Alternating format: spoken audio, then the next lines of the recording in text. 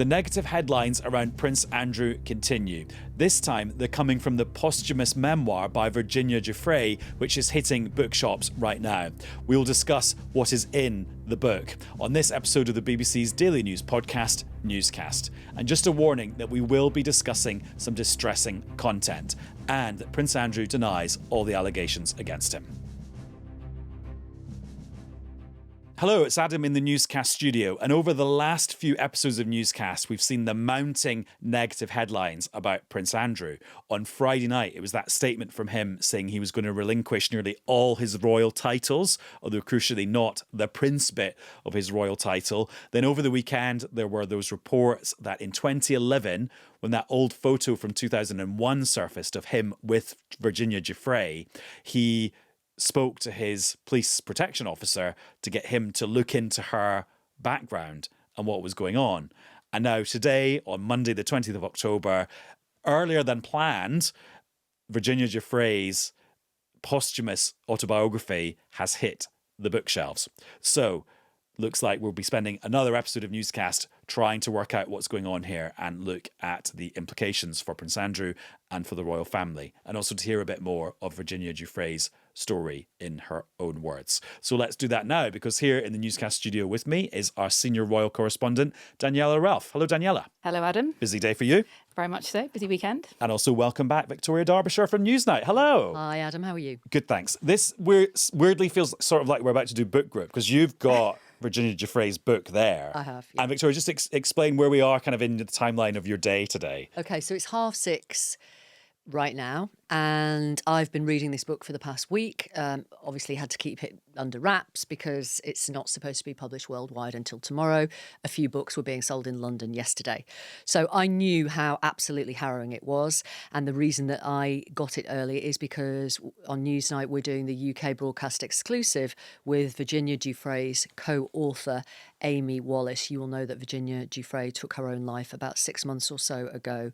Amy Wallace is a journalist of many years, and she's going to be talking about how she helped write this book with Virginia Giuffre and what Virginia Giuffre wanted to come from it. And we'll get you to tell us some of the contents of it in a second. And Daniela, there's then this parallel timeline of how the royal family is handling the stuff that's in the book, some of which has been out in the public domain before, and also just other things that are accusations about and information about Prince Andrew. Yeah, I think for the royal family, what they were hoping was that on Friday night, when they issued that statement from Prince Andrew saying that he was relinquishing voluntarily his honours and titles, that would somehow dial down the situation in terms of this whole episode around Prince Andrew and the scandal and the problem. It's done the absolute opposite. It's turned the heat up, and they are now in a situation where they're trying to work out how to cool it down. Because there's a few things that have happened that are unrelated to the book. So there's, for example, the reports in the newspapers over the weekend that Prince Andrew asked his royal protection officer, so a publicly paid protection officer, to look into Virginia Giuffre. Yeah. Way back when this first emerged. Yeah. I mean, what's happening is every day there's just kind of something else, is what it feels like. Now, the story yesterday about Prince Andrew emailing his press officer and telling him that he'd asked his protection officer to try and get some information, effectively get some dirt on Virginia Giuffre, was the sort of tone of the email. That came from the batch of documents that's in the US Congress that one of the committees is looking at there.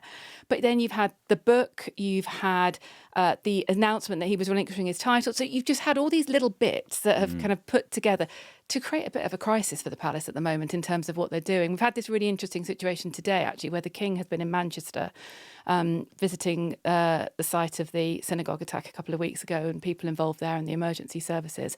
And at the end of the engagement, Buckingham Palace issued an official statement about the visit, which is really unusual because they normally just let the pictures do the talking, really. Yeah. They just kind of happen, and you talk to people who spoke to the King or who were there, but they don't usually kind of tell us what it was like. And I mean, I'll read you the statement because it's quite unusual. It's saying, Buckingham Palace spokesperson said, "This is the King continuing with duty and service in his long-standing mission to bring communities together, particularly in times of challenge. And he hopes very much that the focus will be on the community impacted by this heinous crime rather than any other matters."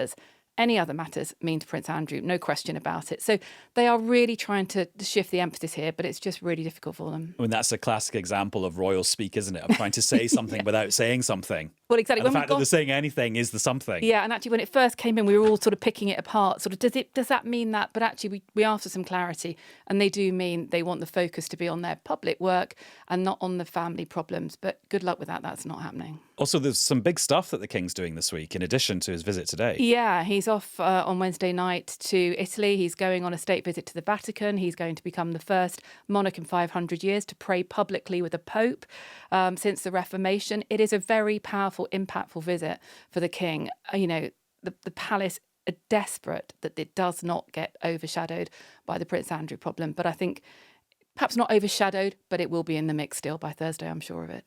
So, Vic, the book, what's it called, by the way? It's called Nobody's Girl, and it has a picture of Virginia Giuffre as a teenager on the front, a memoir of surviving abuse and fighting for justice.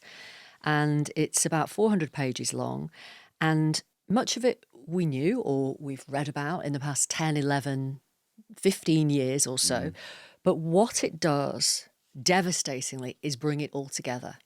And it talks about her childhood, allegations of abuse there, and how she ended up in the orbit of Epstein and Maxwell for a period of 2 years, and the absolute cruelty that they subjected her to. And I mean sexual abuse, I mean degrading treatment, I mean humiliating her and other young girls that they literally preyed on. You know, they would say, oh, what are your dreams? What do you want to do? Modelling or acting? We can help you. Because they're obviously well-spoken, rich, powerful people who live in huge houses. And often these girls were, well, Virginia herself was working at Mar-a-Lago. She was folding the towels. Her dad worked there as a maintenance guy. So, yeah, it puts it all together. And do you want me to read a couple of extracts? No, please do. Yeah, let's hear her words. So these are Virginia's words. I don't know exactly when I had sex with Prince Andrew for the third time, but I do know the location, Little St. Jeff's. That's Epstein's private island. I also know that it was not just the two of us this time. It was an orgy. I was around 18, I said in a sworn declaration back in 2015. Epstein, Andy, and approximately 8 other young girls and I had sex together. The other girls all seemed and appeared to be under the age of 18 and didn't really speak English. Epstein laughed about how they couldn't really communicate, saying they are the easiest girls to get along with. And then just a few pages later, just when I thought things couldn't get worse for me, they did. Epstein trafficked me to a man who raped me more savagely than anyone had before. We were on Epstein's island when I was ordered to take this man to a cabana. Immediately it was clear that this man, whom I've taken pains to describe in legal filings only as a former minister, wasn't interested in caresses. He wanted violence. He repeatedly choked me until I lost consciousness and took pleasure in seeing me in fear for my life. And these are accounts, and there are so many of these that are... These are what Virginia says she was put through. Grotesque, painful, horrific sexual abuse over many, many months. I mean, it's very difficult to hear, and I'm sure it's very difficult to read over hundreds and hundreds of pages. But actually, weirdly, the thing that jumps out from those sections there is she feels the need to attribute the evidence. She said, I've said this in court, I've said this in legal documents. Yeah. In other words, you've got to believe me. Yes. And also, Amy Wallace, who is the co-author, has done her fact-checking. She's written these kind of books before, helped other people. Not only has she done her own fact-checking, corroborating, talking to Virginia's parents, friends, other survivors of Epstein and Maxwell, they also employed a professional fact-checker too, because, you know, there is... Virginia wanted people to have a factually accurate account, so people couldn't say, I don't believe you. Also, there's a bit I was reading, because some of our other colleagues have been writing this up today as well, about where she was rushed to hospital and she doesn't know what actually, it might have been that she had a miscarriage or not. And she didn't know. So this was around the age of about 18. She'd already been being abused by Epstein and others of his associates. She was in severe pain. She was taken to hospital. She doesn't know exactly what happened, but she thinks, certainly the way she puts it in this book, that she suffered an ectopic pregnancy and was told as a teenager that she may never have children. Now, she did go on to have 3 children, and she absolutely adored her children and, had a very, very happy family life with those kids. Daniela, Prince Andrew denies all these allegations against him, as he has done for many, many years. What is interesting is that so much of this stuff has been out there already, and presumably lots of people in the royal family feel that they've done what they needed to do, like him stepping back from public duties. I remember at the time that seemed like already the nuclear option, but they're having to find other options in addition to that as more of this stuff comes out, even if it might be stuff we've sort of heard before. Yeah, I think we're in a situation now where the question is does the punishment feel big enough? Is that going to subdue the sort of public clamour for something to be done about Prince Andrew? And I suppose in the royal family, you have got now this sort of slight mess of a situation where there are family loyalties. Now, I think they are quite shredded around Prince Andrew, to be honest. I think things were very different if you go back to when he lost his title as a working royal. The Queen was still alive. That was in 2019. Yeah, in 2019. A mother's love is very strong, isn't it? That bond was there, and it were different times then. We're now in a situation where there isn't that bond between his older brother, the King. There definitely isn't that bond between him and his nephew, Prince William. And the mood is different. But I still, even with that in the background, on Friday night, it was still thought best that Prince Andrew should lead on the statement. They were his words. Yeah. This is how he wanted it presented. Now, be under no illusions, this is what the King wanted and what Prince William wanted, not really what Prince Andrew wanted. But he was allowed the freedom to present it in his own way. I mean, that statement on Friday night, it wasn't filled with mentioning of victims. There was no obvious contrition in it. There wasn't an apology. It was pretty workmanlike and, again, denied the allegations. But I think there is a little bit element of being stuck in the royal family in terms of what more do we do here? There is this, should we take his Prince title off him? Forgive me, the brother of Virginia Giuffre was on Newsnight on Friday night saying, actually, we'd call on the King to remove the Prince from Prince Andrew. Yeah. I think maybe in sort of a public perspective, that is a much more powerful punishment than losing the Order of the Garter or stop being the Duke of York. To lose the title, it was your birthright effectively by being the son of a monarch. That would seem like a very powerful thing to do. So, is it possible to take away the title of Prince? It is. It sounds like it's a sort of, as you said the word birthright, it automatically happens when you're the child of a monarch, doesn't it? Yeah, but you can also take it away if you're the, brother of a monarch. The King could issue a letters patent. It's quite a complex parliamentary procedure in many ways. And actually, Buckingham Palace are really keen that not a nanosecond of the Prince Andrew problem is taken up with parliamentary time. But would it take up much time? That's the question. And there are parliamentarians who are absolutely keen that they do want this to take up some parliamentary time because they are, frankly, disgusted, particularly after that email emerged a week ago from Prince Andrew to Epstein in February 2011, where he talked about we'll play some more soon and we're in this together. When he told Newsnight in that interview that he'd severed all contact with Epstein a year before. Yeah. And that was what Buckingham Palace called the tipping point for them in terms of making that announcement on Friday night, that moment, realising there might be discrepancies in the story, that for them, they just felt they've called it a tipping point and something had to shift. And it's interesting looking at this idea of the letters patent, which is this almost like royal proclamation. It just sounds so old-fashioned. I mean, royal family, shock horror, old-fashioned. That would be issued to strip him of his title of prince. And you look on the House of Commons library and they go through the whole rigmarole of how these things are issued. And it says quite often they're issued on ministerial advice. So a democratically elected politician advises the monarch to issue one of these things, which then makes you question the line from all the government ministers today on the airwaves when they say, oh, it's not for politicians, it's not for parliament, these are issues for the royal family. Yeah. Well, no, if the actual thing that would trigger the removal of the prince title can be done on the advice of ministers, well then there is a historic precedent for parliament and politicians intervening here. Yeah, if the government wanted to intervene, they absolutely could. Ed Miliband was doing the rounds yesterday and he told us that this is a matter, for the royal family. I'm just going back to the book. I mean, how much stuff about Prince Andrew does she actually put in there? I mean, how much of the book is about him and claims about him? So there are the accounts of the sexual abuse she said she suffered at his hands. those 3 episodes are put together.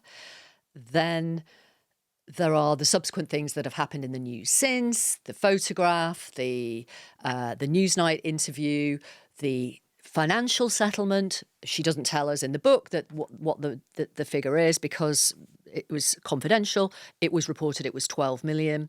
She puts in the statement that Prince Andrew gave at the time when he paid that financial settlement, where he did talk about the fact that he would be helping in the fight against the evils of sex trafficking. And he did talk about supporting victims. And she asks at the end of this book, has he done that? He pledged to in that statement. Has he ever done that? Also, other questions like, where are the videotapes the FBI seized from Epstein's houses? Where actually are they? You know, there are still so many unanswered questions. And she is complimentary about Donald Trump, in part because when he was campaigning to become president, he said he would release the Epstein files, which Virginia Giuffre absolutely wanted, I should say, because she wants somebody, not just Ghislaine Maxwell, somebody who abused her and others to be brought to justice.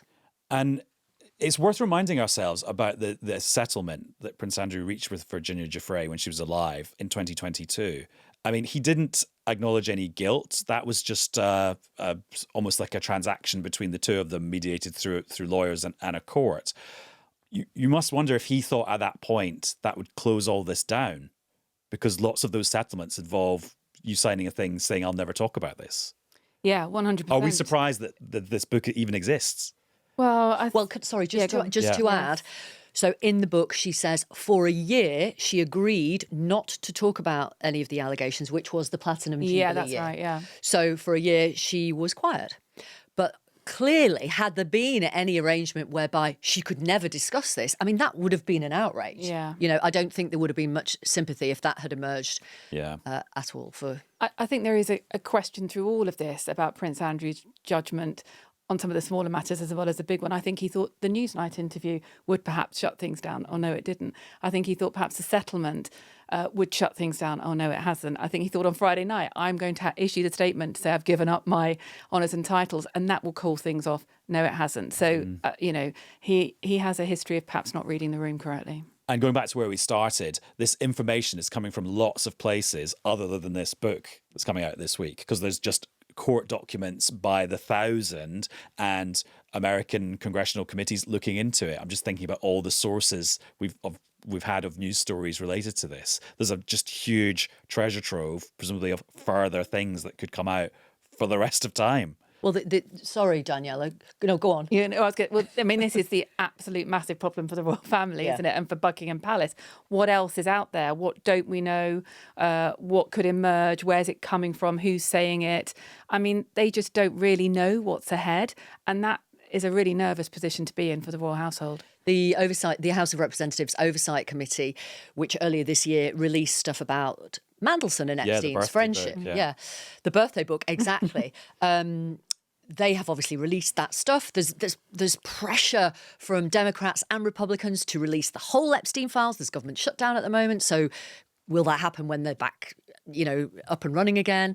And the Mail on Sunday and the Sun are getting leaks from somewhere about various emails that have been sent between Epstein and Prince Andrew and other people.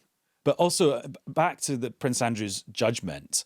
I mean, okay, in theory, he disappeared from public life and gave up his patronages, then gave up the title. But actually, if you look at all the footage of other royal events, like funerals and things, he's very prominent in some of them. Okay, he's not in the balcony when there's a big official thing and the king gets to decide who stands next to him. But actually, when it's a family thing, he doesn't stand at the back or like wear a fake beard. Like, he's very prominent. I mean, this to me is unquestionably has been one of the problems over the years. On the rare occasions when he has been let out, he hasn't really been in the shadows of the royal events he has attended. We saw most recently the Duchess of Kent's funeral at Westminster Cathedral, where if you watch the pictures, you see him sort of shuffling to try and be front and centre with the King and with Prince William. Prince William's incredibly stony-faced at any attempts by his uncle to make conversation with him. And actually, I was at Sandringham a couple of years ago on Christmas Day, and it was the first time Sarah Ferguson had been back there for like 30 years in terms of being publicly part of a royal family Christmas. And when they leave the church in Sandringham, St Mary Magdalene, there's a bit of sort of collecting flowers from the royal family, and they walk down a pathway and chat to a few of the members of the public that have come out to see them on Christmas morning. And everyone did that, but Prince Andrew and Sarah Ferguson stayed for absolutely ages, talking to everyone. It was sort of like their moment in the limelight a little bit. And the whole of the royal family must have been sort of sitting around the lunch table on Christmas Day. They were still there. And in the end, the police had to usher them away so they could lock the gates and clear everybody away. He just hasn't gone quietly, which is, I think, really what they would like him to have done. Yes, he can come to some events where they felt there was a personal connection, like the coronation, the funeral. I mean, even on the Thanksgiving service for the Duke of Edinburgh in 2022, where out of nowhere he suddenly walked the Queen into Westminster Abbey himself. None of the royal family apparently knew that was going to happen. So he has sort of lurked in the background. As us at that point. Yeah. Okay. Also, there's lots of speculation now about his property, about where he lives on the royal estate in Windsor. What can you tell us about that? Yeah, he lives in a lot of speculation. Yeah, he lives in Royal Lodge. It's not a lodge, it's a mansion, in Windsor Great Park in the grounds of Windsor Castle. How is he paying for it? The King no longer supports him in the payment of that. He is paying for it privately for the upkeep. He has a lease with the Crown Estate that is legally binding until 2078, I think it is, that can't be broken, apparently. I read today that the rent per year for it is about £240,000 a year. They always say the rent is to his own family. Yeah, well, to the Crown Estate, however you want so it is to the Crown Estate. Yeah. That's what I wasn't sure because with the royal family, you always have to work out, are they going and staying in a house that they own because they're a very wealthy family in their own right, or are they going to stay in a property that's sort of belongs to the monarchy, sort of owned by the nation via the monarchy, and it's all a bit difficult to explain. But some politicians are asking, where does his income come from? Where does it come from? Yeah. It's really, and we haven't got to the bottom of that. It's a very, very difficult thing to get to the bottom of. But I suppose one of the ironies of him stepping back from public life and giving up all his titles is a lot of this is him being a private citizen. So he's therefore got a right to privacy because he's actually not in a lot of this, he's not being a member of the royal family. He's being a guy called Andrew Windsor. Yes. But I suppose there is a problem with the privilege that seems to create, or the picture of privilege that creates, and people want to understand better how that is possible for him to live like that. So Vic, just tell us what's going to happen next. So it's 10 to 7. Yes. You're going to dash out of here. Yes, I'm pre-recording the interview with Amy Wallace in about 45 minutes or so, which people can, I don't know when they're going to listen to Newscast, but you can see it on Newsnight tonight. It's a UK broadcast exclusive, or obviously catch up on iPlayer. Yeah, and how will you be approaching that interview with her? Well, it's kind of like the big picture thing. Well, I'm going to ask her for some of the testimony from this book, how she corroborated some of these accounts, what Virginia Giuffre wanted by writing this book, what she hoped it would achieve, and what she thinks Donald Trump should do now regarding the Epstein files, and what she thinks Prince Andrew should do now. And Daniela, what will you be keeping an eye on in the next kind of 48 hours? We talked about the big trip to the Vatican. Victoria's interview for the 10 o'clock news tonight. I think the big thing will be the King's visit to Italy. I mean, that is the big moment this week in terms of the royal family, and really how this is playing by Thursday.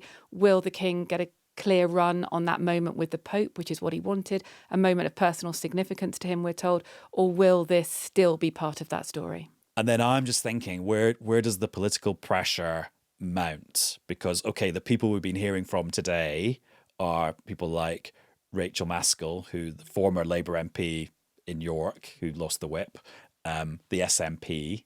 So sort of people you might expect to be applying pressure to the government, but sort of people that the government can resist the pressure from.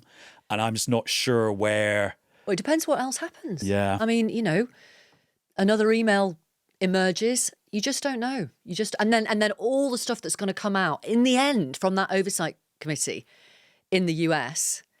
Yeah, and actually do Labour MPs, lots of whom come from quite a Republican tradition, but might not be that Republican in their behaviour now that they're MPs. Actually, which side of the Labour Party character emerges over the next few days and potentially applies pressure to the Prime Minister. Daniela, thank you. Thanks, Adam. And Victoria, I hope you have a good interview. Thank you. Thank you.